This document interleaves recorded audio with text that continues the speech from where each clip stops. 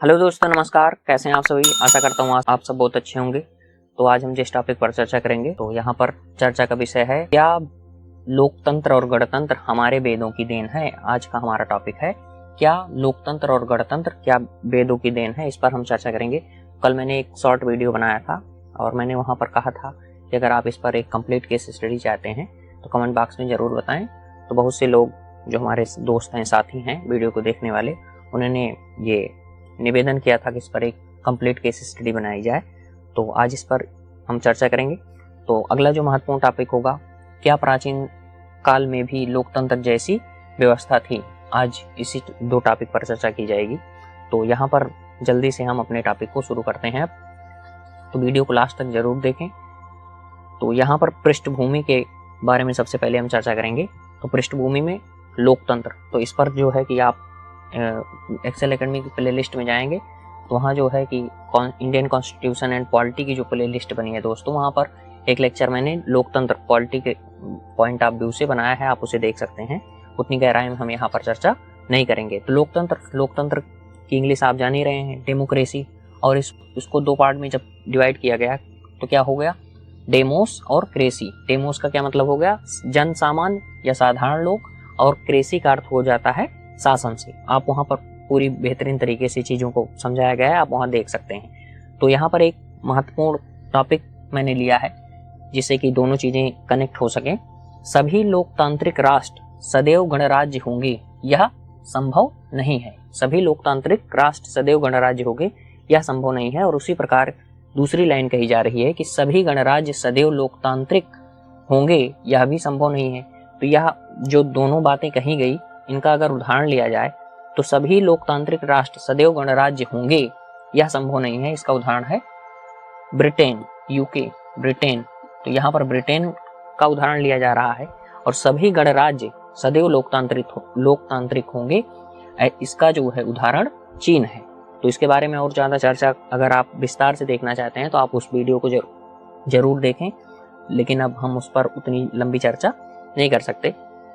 तो यहाँ पर जो हमारा मेन अब टॉपिक स्टार्ट होता है, वेदों में लोकतंत्र। तो यहाँ पर सबसे पहले ऋग्वेद और अथर्ववेद और ब्राह्मण ग्रंथ, इनके बारे में चर्चा की जाए तो ऋग्वेद में 40 बार गणतंत्र शब्द का प्रयोग किया गया है। यहाँ पर मैंने लिखा है, थोड़ा सा इसको और क्लियर कर देता हूँ।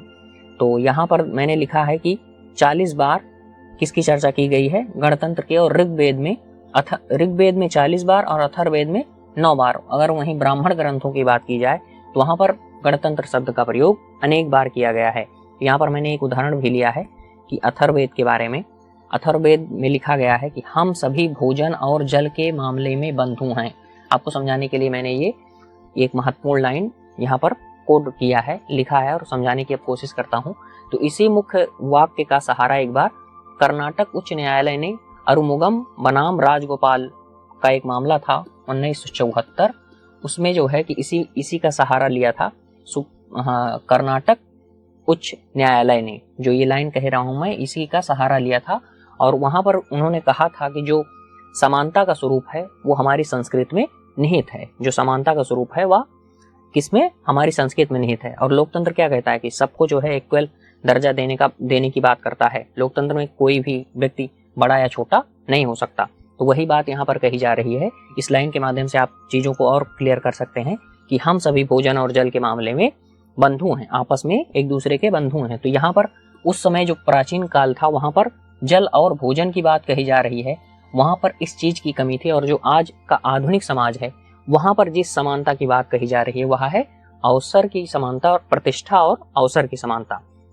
तो इस चीज़ को हमने डेवलप करते हुए कहाँ तक ले आया, भोजन और जल का जो मामला था उसको हम विकसित करते हुए अवसर, प्रतिष्ठा और अवसर की समानता के करीब ला दिए।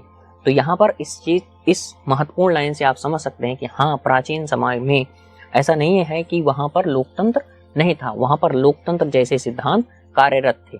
तो अब इसके बारे में आगे जो प्राचीन कालीन स्थिति है और उसके उदाहरण देखा जाए। जैसे क्या कहा जाता है कि जब अंग्रेज आए और उन्होंने कहा कि भारतीयों को तो गणतंत्र और लोकतंत्र के बारे में कुछ भी पता नहीं था, तो जो यहाँ के विद्वान थे उन्होंने कहा अच्छा तो हमें ज्ञान दे रहे हो।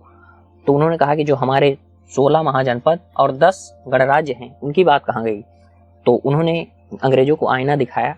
क्या दिखाया कि जो बौद्ध काल है वहाँ पर लिच्छवी, वैशाली और मदक और कंबोज ऐसे जो बहुत यहाँ पर जो है कि इसको इरेज करता हूँ, ये जो बौद्ध काल महात्मा बुद्ध का दौर बताया जा रहा है। तो यहाँ पर 16 महाजनपद और 10 गणराज्य थे, और इन सब में जो लिच्छवी और ये मैंने लाइन बताया है, इन सब में जो है कि गणतंत्रीय व्यवस्था कार्यरत थी। यहाँ तक कि इसका प्रबल उदाहरण दिया जाए तो जो वैशाली है, तो वहाँ के जो प्रथम राजा थे विशाल, उनका चुनाव जनता के द्वारा हुआ था। अब आप सोच सकते हैं कि किस तरीके से वहाँ पर गणतंत्रीय व्यवस्था और लोकतांत्रिक व्यवस्था कार्यरत होती थी। और अगला उदाहरण लिया जाए तो मौर्य काल का, बुद्ध काल और इसके बाद में मौर्य काल। मौर्य काल में आचार्य चाणक्य ने अपनी पुस्तक अर्थशास्त्र में गणराज्य के 2 स्वरूपों को परिभाषित किया है, 2 स्वरूपों का उल्लेख किया है। उन्होंने कहा कि जो पहला स्वरूप होता है वो आयुध गणराज्य और दूसरा श्रेणी गणराज्य। इसमें क्या है कि राजा संपूर्ण निर्णय लेता है और श्रेणी में सभी जन सामान्यों को भी निर्णय लेने का अधिकार है। लेकिन जो आयुध है, इसमें भी राजा जो निर्णय लेगा वह प्रजा के हित को ध्यान में रखते हुए निर्णय लेगा। जैसे कि अगर आप उदाहरण देखें तो भगवान श्री राम जो है कि राजा थे, लेकिन वो जो निर्णय लेते थे वो प्रजा पालक जिन्हें प्रजा पालक राजा कहा जाता है, वो निरंकुश नहीं होते। प्रजा पालक राजा का क्या अर्थ हुआ कि वो निरंकुश नहीं होते। अब अगला उदाहरण देखा जाए तो अगला उदाहरण है महाभारत के शांति पर्व में संसद शब्द का। यहाँ हाईलाइट कर देता हूँ संसद शब्द। अब यहाँ पर देखें, संसद शब्द जो है, संसद नामक एक सभा का जिक्र किया गया है, उल्लेख किया गया है। जो महाभारत है उसके शांति पर्व में क्या है कि संसद नामक एक सभा का जिक्र किया गया है। और इसके बाद में जो पाणिन का दौर है, वहां पर क्या है कि अष्टाध्यायी में जनपद शब्द का जिक्र मिलता है, जनपद शब्द का जिक्र मिलता है। तो यहाँ पर उदाहरणों के माध्यम से हम इन चीजों को देख रहे हैं। जब हम एंशिएंट हिस्ट्री कवर करेंगे तो वहाँ पर मतलब एक्सेल एकेडमी से, तो वहाँ पर आपको चीज़ों को बहुत बेहतरीन तरीके से समझ में आएगी। और हो सकता है कि शिवम सर जल्द ही आपको एंशिएंट हिस्ट्री स्टार्ट कर दें पढ़ाना, तो वहाँ पर आपको विस्तार से बताएंगे। तो फिलहाल हम इसको किस नज़रिए से देख रहे हैं, हम इसको हिस्ट्री और पॉलिटी को मिक्सचर करके देख रहे हैं, जिससे कि हम इस चीज़ को क्लियर कर सकें कि क्या वास्तव में जो लोकतंत्र और गणतंत्र की व्यवस्था आज पूरे दुनिया में लागू है, क्या वह वेदों की देन है। तो इस गौरवशाली इतिहास को जानने के लिए ही इस बात पर इस केस स्टडी को बनाया मैंने, और आशा करता हूँ ये जानकारी भी आपको काफ़ी अच्छी लगी होगी और काफ़ी मेहनत से ये चीज़ों को निकाल के आपको बताने की कोशिश किया है मैंने। और इसके बाद में सभाओं पर एक नज़र डाल दिया जाए, एक चर्चा कर ली जाए। जैसे कि सभा और समितियों का बहुत सा उल्लेख मिलता है, कौन कौन सी सभाएं थीं और उसमें स्त्रियां जाती थी कि नहीं जाती थी, फिर स्त्रियों की स्थिति किस प्रकार से धीरे धीरे डाउन होना स्टार्ट हुई। तो वो वैदिक कालीन समाज, मौर्यकालीन समाज, ठीक बौद्धकालीन समाज, राजनीतिक स्थिति परिस्थितियों सब के बारे में चर्चा की जाएगी। तो वीडियो को जरूर अंत तक देखें और एक्सेल एकेडमी को सब्सक्राइब करना ना भूलें। तो यहाँ पर सभा, तो गौर से देखें, सभा और समित और विदत, यहाँ पर अगर दिख ना रहा हो तो मैं दोबारा लिख देता हूँ। तो यहाँ पर क्या था कि पुरोहित वाला सिस्टम था कि जो पुरोहित होते थे वो राजा को यज्ञ करने के लिए और तमाम अनुष्ठानों के लिए प्रेरित करते थे। तो ये जो है कि आज के समाज में, आज के दौर में उसकी जो है कि प्रासंगिकता जो है कि नहीं है, क्योंकि आज हम जो है कि धर्मनिरपेक्ष की जगह पंथ निरपेक्ष बोला जाए, ज़्यादा सही रहता है। तो हम पंथ निरपेक्ष हो गए हैं, तो ज़्यादा हम इन सब चीज़ों को वरीयता नहीं दे सकते, तो इसको जो तो हम कट कर सकते हैं। लेकिन जो सभा है, सभा क्या है, सभा का जो कार्य होता था वो न्याय दिलाने वाला होता था। न्याय दिलाने में जो व्यक्ति होते थे वो कौन से होते थे, इसमें ज़्यादातर गुरुजन होते थे और जो बहुत समाज के प्रतिष्ठित जो है कि ज्ञानी टाइप के इंसान होते थे, उनको जो है कि यहाँ पर बुलाया जाता था और जो किसी प्रकार का निर्णय देना होता था, न्याय देना होता था, तो यही लोग कार्य करते थे। जैसे कि अगर इसका एक जमीनी उदाहरण लिया जाए तो पंचायत, आपके जो है कि गांव में कोई मामला होता है तो बहुत से लोगों को जो है कि बुला करके पंचायत का जो है आयोजन किया जाता है और फिर उस मामले पर विस्तार से चर्चा की जाती है। तो वहां पर जो है कि एरिया के जो प्रतिष्ठित लोग होते हैं उनको बुलाया जाता है, ठीक है। तो यहाँ पर इस चीज को हम कवर कर लिए।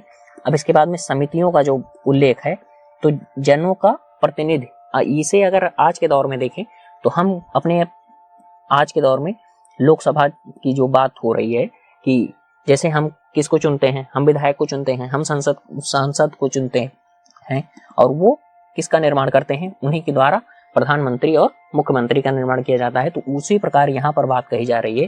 तो जो समिति है उसका क्या अर्थ हुआ, उसका अर्थ हुआ कि जनों का प्रतिनिधि, जनों के द्वारा ये लोगों, जैसे एक जगह जैसे कि इतने लोग इकट्ठे हुए और इसमें से इन्होंने किसी एक को चुन लिया। तो ये यही प्रक्रिया आज भी हो रही है कि हम अपने प्रतिनिधि को चुनते हैं और प्रतिनिधि हमारे नेता को चुनते हैं। ठीक है, अब आगे जो बात कही जा रही है कुल की, कुल सबसे छोटी इकाई है और जन सबसे बड़ी इकाई है। तो कुल का जो प्रमुख होता था, कुल, और कुल को ऐड करते करते हम बनाते थे ग्राम, और ग्राम का ग्रामीणी, और ग्राम को ऐड करते करते हम विश्व बनाते थे, और विश्व का जो प्रमुख होता था उसे विश्वपत कहते हैं, और जो विश्व को जो है कि ऐड करते करते हम जन को बनाते थे। जन का जो प्रमुख होता था वह राजन, लोगों की रक्षा करने वाला राजन। तो राजा से कोई मिलना, राजा से अगर कोई मिलेगा तो इसका प्रमुख मिलेगा, किसका, विश्व का। कौन मिलेगा, विश्वपत, और विश्वपत से अगर कोई मिलना है तो कौन मिलेगा, ग्रामीणी, और फिर कुल। तो राजन जो है कि उस दौर में कबीलाई समाज की चर्चा की जाती है। और राजा जो है कि आपको यहीं थोड़ी सी जानकारी देता हूं कि उस समय जो लड़ाई होती थी वो गाय को लेकर होती थी, गौधन, गाय को लेकर के सबसे ज्यादा लड़ाइयां होती थी। सबसे ज्यादा लड़ाइयों का उल्लेख उस समय जो वेद पुराण है, ऋग्वेद और इन सब चीजों में, तो वहां पर गाय को सबसे ऊंचा दर्जा दिया जाता था, और जिसके पास जितना ज्यादा गाय होती थी वह उतना जो है कि धनी माना जाता था। तो आशा करता हूँ ये जानकारी आपको काफी रोचक लगी होगी। तो आज के लिए इतना ही, और मिलते हैं जो है कि किसी अगले टॉपिक में। तो तब तक के लिए बहुत बहुत आभार आपका। तो वीडियो को लाइक करें, चैनल को सब्सक्राइब करें, और वीडियो को अधिक से अधिक लोगों तक शेयर करें, और कमेंट बॉक्स में जरूर बताएं कि ये जो केस स्टडी मैंने बनाया ये आपको कैसी लगी। तो धन्यवाद।